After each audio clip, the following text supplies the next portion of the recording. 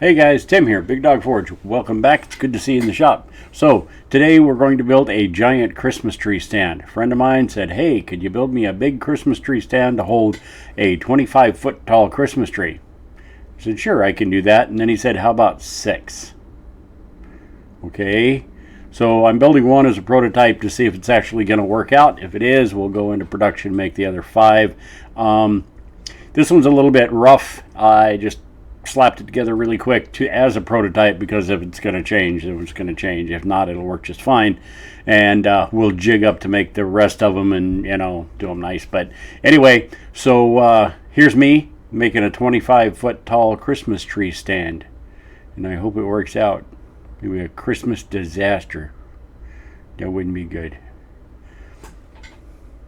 What? Anyway, all right guys, here we go, and I'll talk to you at the other end. We'll see how this thing goes. Thanks, guys. Okay, guys, here we go. So, I went in search of some 36-inch rings of some sort to build the bottoms of these out of. I thought about bending them up myself, doing them hot, or building a ring roller, and I just wouldn't use a ring roller for anything else. I just don't do that much of that kind of stuff. So, I found a little rebar outfit that makes different shapes of rebar for, obviously, for construction, and they prefab these cages and column insides, and they were very kind and did a small order of these for me, and the price was reasonable, so I was able to get these done pretty quickly. And this is going to be the base of our Christmas tree stands. Like I said, this is 3/4-inch rebar.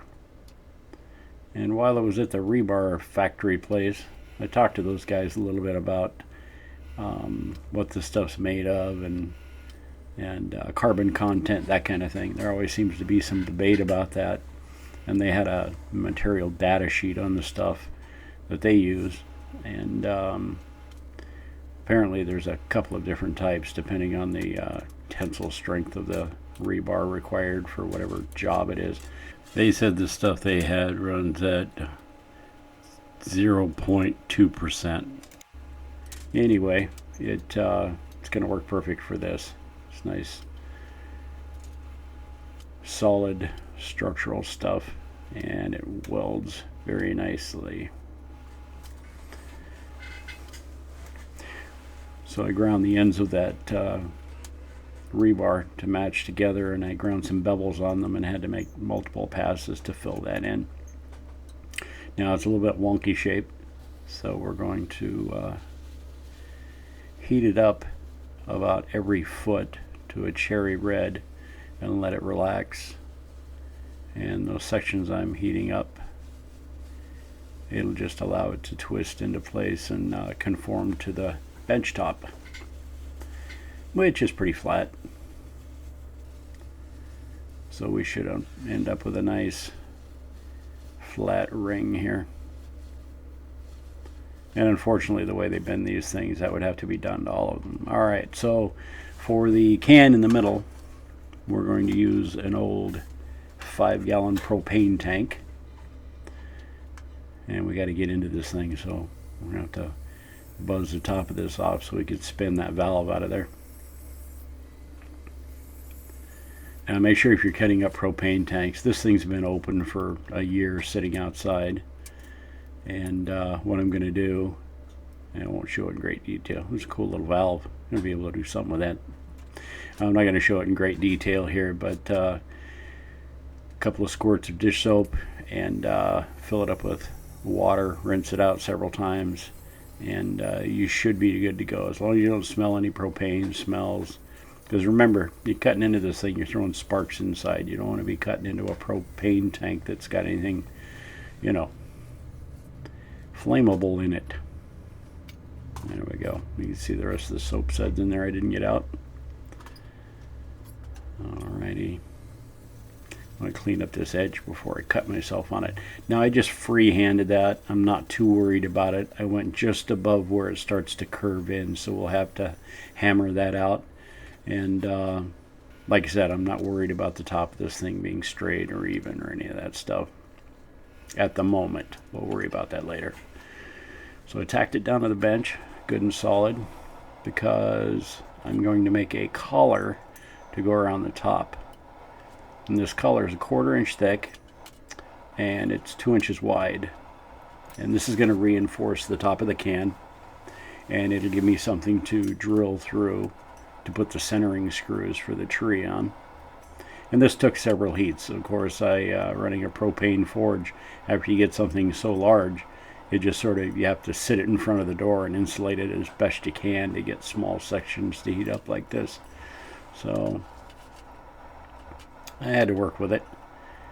And then we got our last section down there, and it's on the other side of the can. You can't even see that. Oh well. And we got a little bending wrench in there, a little bending wrench action. I'm going to get the camera on the other side so you can see this a little bit better. Some clamps on this thing. There we go. Alright. And we're going to cut it off a little bit short here so we can bring the ends together and hammer it out a little bit more to make it nice and round. And fit that can just a little bit better. So the unevenness at the top of the can where I cut it off with a cutoff wheel is going to be basically just covered up by this thing. It'll wrap around the outside. That uneven can will be welded to it on the inside. And like I said, prototype at this point, we're just going for size, fit, and ability to hold a big tree.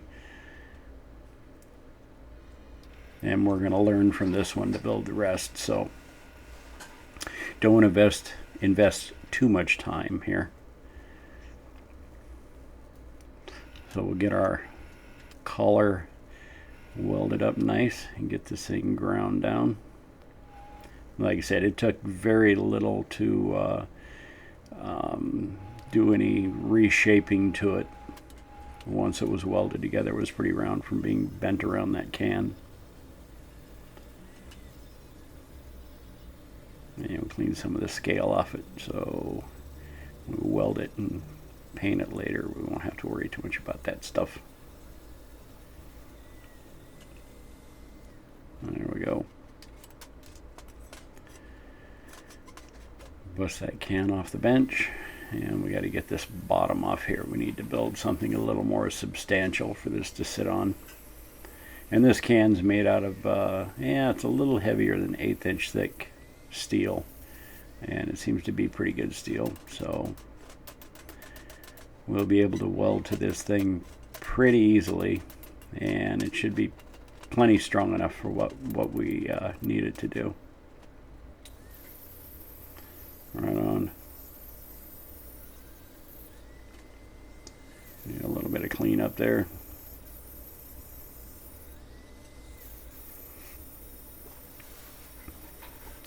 And since I didn't cut it even at the top, when I put that collar on, I can't measure from the top down. So we're going to have to devise a way to figure out where that collar is going to sit at a nice even height all the way around. But I think I've got that figured out. Right now we're spreading out that sheet metal where it went up over that shoulder. I wanted to keep a little bit of height and get about 12 inches out of the height of this can, so that's why I cut it up around the corner and didn't cut it down a little lower. It wobbles. Alright, so we used a square to go off the bottom, put some marks on our can. We're going to fit our collar to it.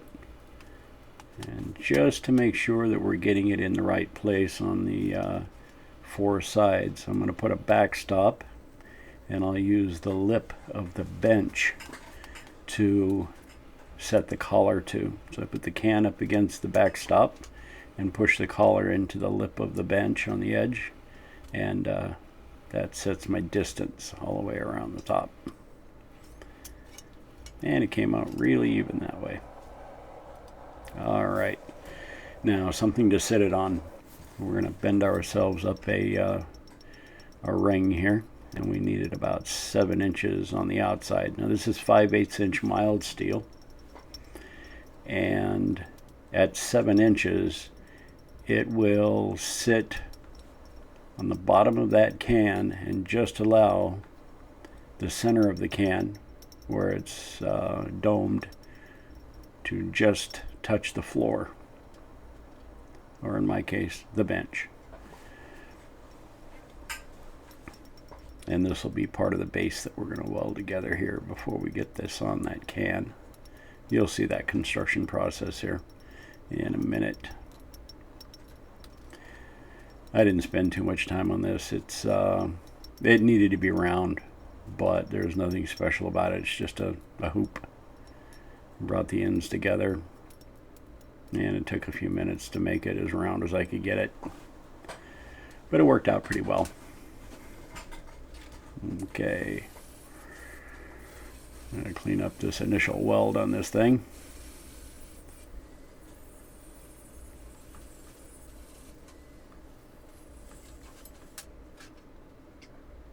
And that's where the can will sit.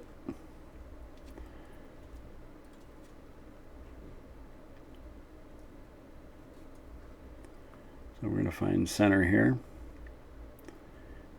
and then we'll find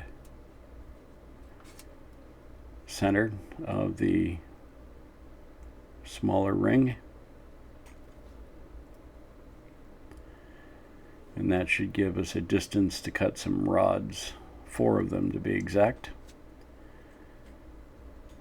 and they all came out to be about 16.5 inches, just like that. And that'll be our base. Let me clean the scale off of that on the belt sander real quick so it would weld up nice.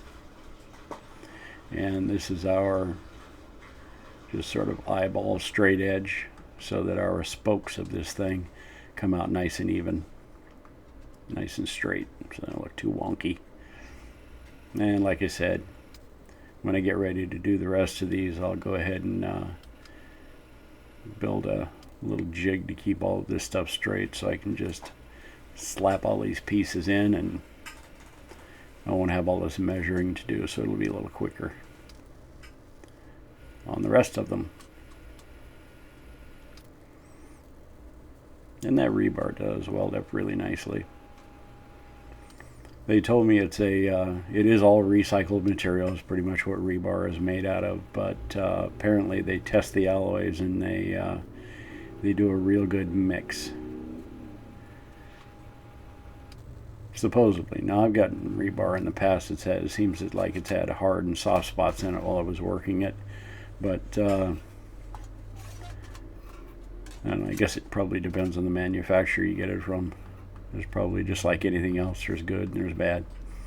Alright, so we're going to center this guy up and level him with the top of the can.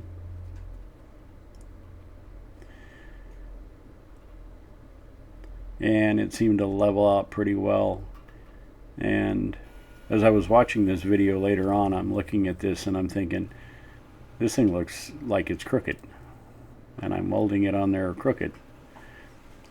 But it's actually the tilt of the camera and the lighting and everything else. I went back and measured it about 6 times after I saw this. I thought, no, that's not on there right. It actually ends up being, it was pretty good. It came out pretty straight. There we go. We're doing some 1.5 inch welds all the way around the outside, and like 1-inch welds on the inside of that hoop to hold that can in place. And then these will be our supports. So the spokes and the supports are made out of 5/8 inch mild steel, and they're just welded right to that collar. The collar, you can see, is full welded on the inside to the can, and then there's some 2-inch welds around the bottom of that collar to the can as well. And I'm going to drill the holes for the centering screws. And what I've got here is some 5/8 inch galvanized bolts. They're 6 inches long, so they reach inside the can, and they just about touch in the middle. And I've got the nuts screwed up against the edges. Now the reason I've got those blocks in the middle is to keep all of those screws aimed at the same place while they weld those nuts in place. You know, duct tape to keep the splatter off the screws so we don't end up with some problems there. And those nuts are on the inside of the can, so that will be outward pressure on that collar from the inside as you're tightening those bolts against that tree.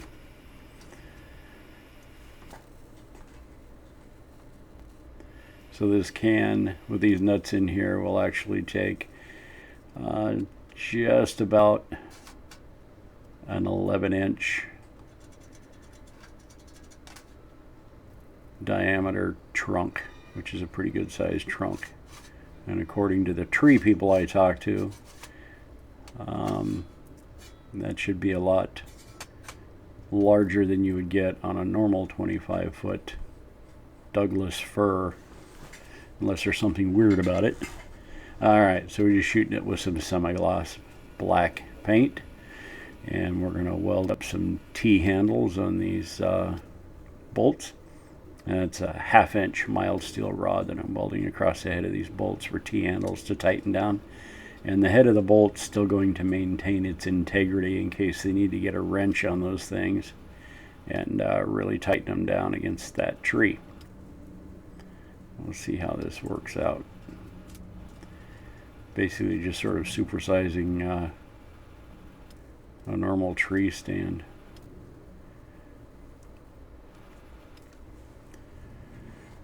And I did base this off another tree stand that they had given me that they had been using for, oh, it must have been smaller trees. I don't think it would hold a 25-foot tall tree, but I'll show you that comparison here in a minute. All right, there we go. It worked out pretty well.